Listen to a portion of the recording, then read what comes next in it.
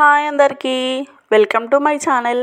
ఈరోజు మనమైతే 1 కప్పు అటుకులతో ఈ విధంగా కొత్తగా స్నాక్స్ని అయితే తయారు చేసుకోబోతున్నాం.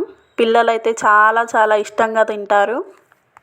ఎప్పటికీ ఒకేలాగా కాకుండా అప్పుడప్పుడు ఈ విధంగా కొత్త కొత్తగా చేసి ఇచ్చామంటే పిల్లలు కూడా చాలా ఎగ్జైటింగ్గా ఇష్టంగా తింటారు. ఇవైతే సాస్తో తిన్నా బాగానే ఉంటాయి, అలాగే వట్టిగా తిన్నా కూడా చాలా బాగుంటాయి. దీనికోసం ముందుగా ఒక 1 కప్ అటుకులను అయితే తీసుకోండి. అటుకులు అయితే కొంచెం మందంగా ఉండేవి అయితే తీసుకోండి. ఈ అటుకులను ఒక బౌల్లోకి అయితే వేసుకొని వీటినైతే శుభ్రంగా 2 to 3 టైమ్స్ అయితే వాటర్తోనైతే వాష్ చేసుకోండి. వీటినైతే కొంచెం నెమ్మదిగా కలుపుకుంటూ అయితే వాష్ చేసుకోండి.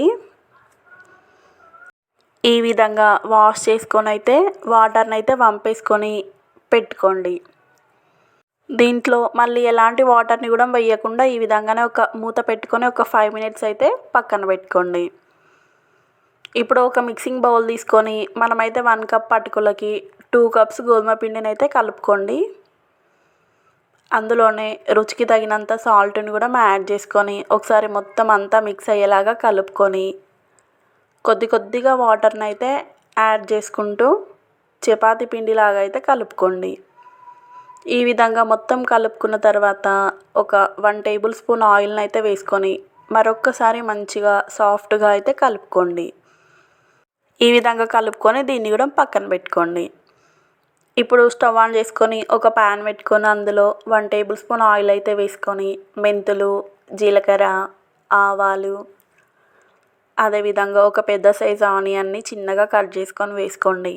2 రెమ్మల కరివేపాకు, అదేవిధంగా 1/2 tablespoon పసుపు, అలాగే అల్లం వెల్లుల్లి పేస్టును కూడా యాడ్ చేసుకొని కలుపుకోండి. ఆనియన్ కొంచెం వేగిన తర్వాత అందులోనే ఒక చిన్న సైజు టమాటాలు 2 అయితే కట్ చేసుకొని వేసుకోండి. మీకు వద్దనుకుంటే టమాటాలను అయితే స్కిప్ చేసేసుకోండి. టమాటాను కూడా మంచిగా కలుపుకొని రుచికి తగినంత సాల్ట్ని అయితే వేసుకోండి. సాల్ట్ ముందే వేసుకోవడం వల్ల మనకి టమాటా అనేది తొందరగా మగ్గిపోతుంది. దీన్ని అయితే ఒక 2 నిమిషాలు అయితే మూత పెట్టుకోండి. ఒక 2 minutes తర్వాత మనకైతే టమాటా అనేటువంటిది మంచిగా ఉడికిపోయింది. దీన్నైతే గరిటెతోనైతే టమాటాలను అయితే ఈ విధంగా ప్రెస్ చేసుకొని ఒకసారి అయితే మంచిగా కలుపుకోండి. ఇప్పుడు ఇందులోనే రుచికి తగినంత కారము, అదేవిధంగా 1 tablespoon ధనియాల పొడిని కూడా యాడ్ చేసుకొని కారము మరియు ధనియాల పొడి టమాటోలకైతే మంచిగా పట్టే విధంగా అయితే కలుపుకోండి.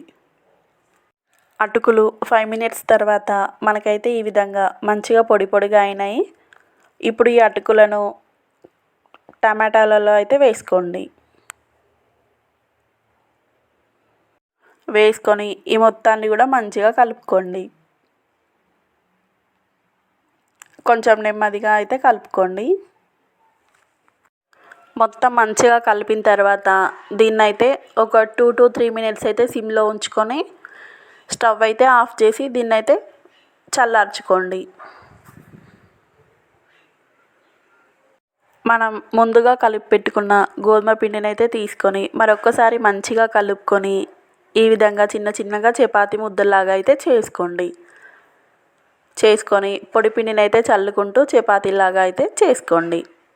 అన్నిటిని కూడా మీ విధంగానే చేసుకొని పెట్టుకోండి. ఇప్పుడు ఒక చపాతీని అయితే తీసుకొని మనం ముందుగా ఫ్రై చేసి పెట్టుకున్న అటుకులను అయితే ఇందులో అయితే వేసుకోండి. 2 to 3 spoons అయితే వేసుకొని చేయితో ఒకసారి అయితే ఈ విధంగా అనుకోండి. ఈ మొత్తాన్ని మంచిగా అన్న తర్వాత వీడియోలో చూపిస్తున్న విధంగా అయితే ఫోల్డ్ చేసుకోండి. ఇదైతే ఫోల్డ్ చేసుకుంటూ కొంచెం ప్రెస్ చేయండి, మరీ ఎక్కువ ప్రెస్ చేయకుండా లైట్గా అయితే ప్రెస్ చేసుకోండి. నేనైతే ఈ విధంగా ట్రయాంగిల్ షేప్లో అయితే మలుచుకుంటున్నాను. మీరు కావాలంటే వేరే షేప్లో కూడా చేసుకోవచ్చు. ఈ విధంగా మంచిగా ఫోల్డ్ చేసుకొని ఒకసారి అయితే కొంచెం ప్రెస్ చేసుకోండి.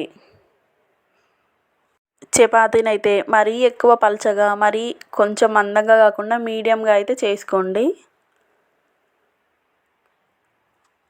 సేమ్ ఇదే ప్రాసెస్లో అన్నిటిని కూడా చేసి పెట్టుకోండి.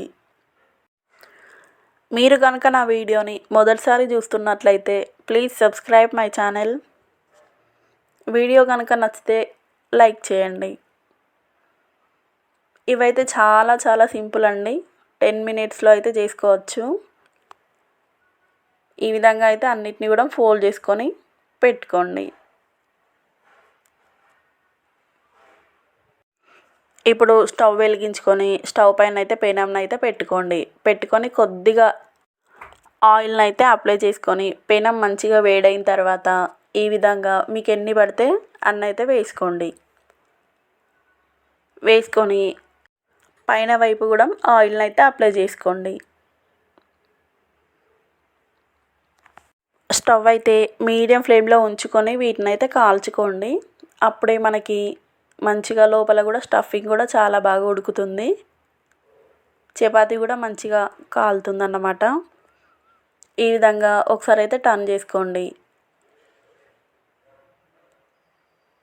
ఒక 2 to 3 టైమ్స్ అయితే మంచిగా టర్న్ చేసుకుంటూ కాల్చుకోండి. అప్పుడే మనకి ఇవి మంచిగా టేస్ట్ కూడా ఉంటాయి.